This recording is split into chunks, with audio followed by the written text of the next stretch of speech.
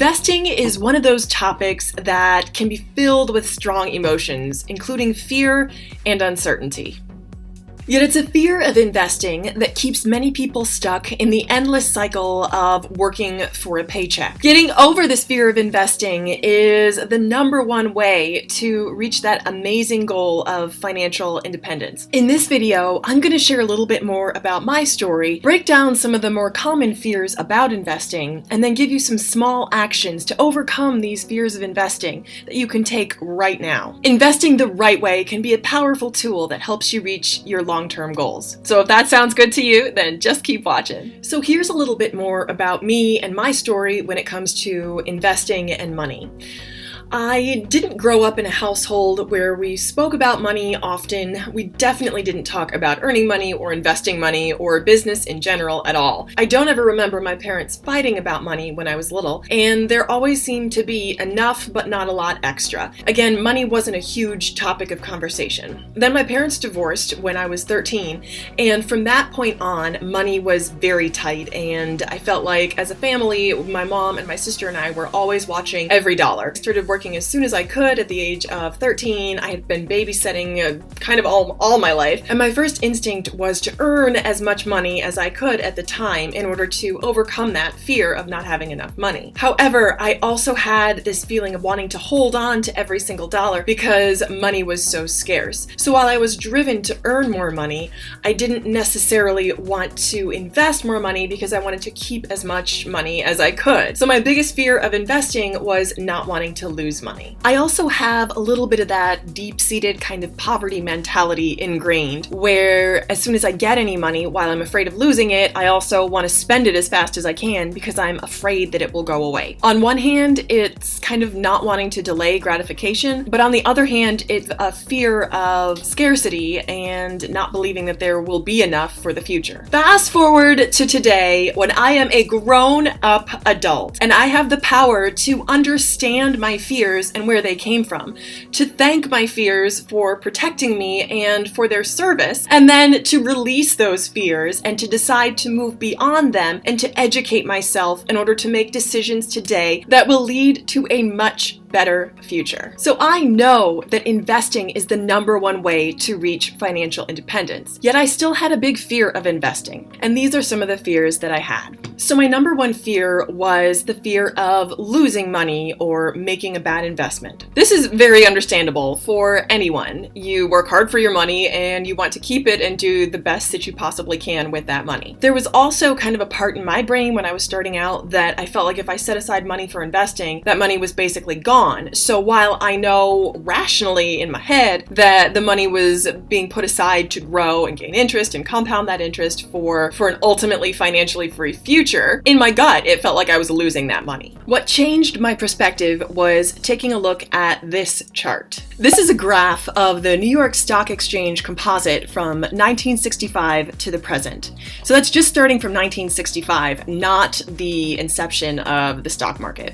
So just over that length of time, take a look at the overall growth of the market. As you can see, the general trajectory is upward. Yes, there were a few small dips right around 75 and around the early 2000s, definitely around 2008. Most recently, this crash we experienced in the beginning of 2020. But on the whole, the graph goes up, and goes up by a lot. This helps me feel reassured that on the whole, while there will be periodic dips in the market index on the whole is on an upward trajectory.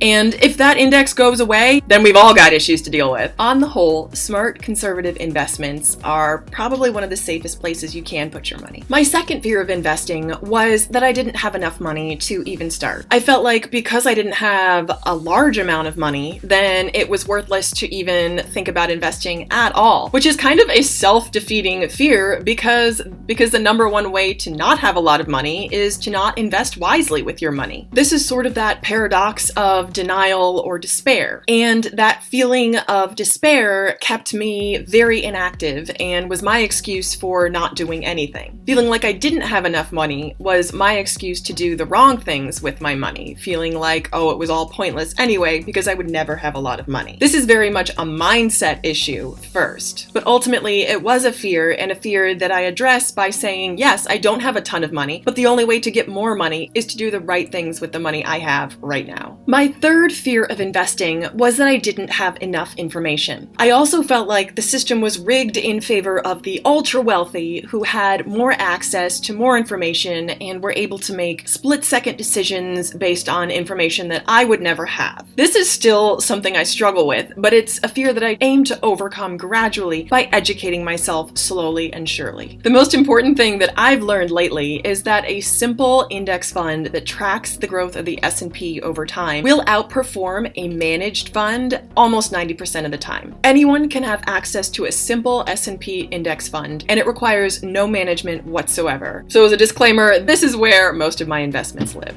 So yes, there are stories of people who have played the market and made tremendous gains in a short amount of time. That is not the type of investor that I am, and I choose to use the information that I have right now and the information that I feel very confident in to be a long-term investor rather than trading, and to decide to put my money to work over the long haul. So here are some actions you can take today to help you conquer your fear of investing. Number 1, start small. Now, I'm talking very small. So in the beginning, I was only setting aside something like $10 or $20 a week for long-term investing. So this was money that I felt confident that I could put to work for the next 20, 30 years and not need immediately. It's important to know that there is a difference between saving and investing. So savings are funds that you can pretty much have access to almost instantly. You can transfer and have them available to you in case of emergency. Investing, for me, means putting money away and almost forgetting about it, but knowing that it has a bigger long-term purpose. Again, for the next 10, 20, 30 years. I put that money to work to grow, earn interest, compound that interest, and ultimately build my financial future.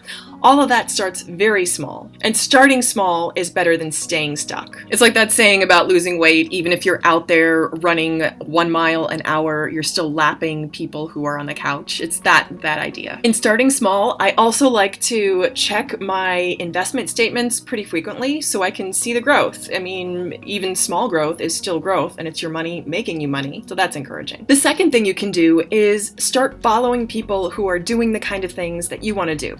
So, for example, I follow a bunch of investing hashtags on Instagram. I try to stay as conservative as possible and really focus on people who are using long-term passive strategies to earn wealth rather than people who are out there posting their massive gains or brand new cars or, giant houses or things like that. I've learned that I'm a very conservative, straightforward, easy passive investor, and I've learned this largely by watching people whose strategies I admire. The third thing you can do is really get to know your own goals and means and the strategies that will work for you. I've learned that I have a very low risk tolerance and I want a very hands-off approach to money, but I still want my money to be working for me and earning interest and compounding that interest. Other people might be more comfortable with a more aggressive approach. I have friends who are very comfortable with a very aggressive approach. However, when we compare statements at the end of the day, my straightforward, simple S&P index fund almost tends to outperform their risky, flashy maneuvers and individual stock selections. So hey, just do what works for you. It's important to know that over time, the easiest and cheapest ways to invest have historically been the most successful. So that's good to know. So there you have it, fears of investing, along with some actions you can take to get over those fears of investing. I hope this has been helpful. I thank you so much for watching, as always, and I hope you'll keep watching. Bye.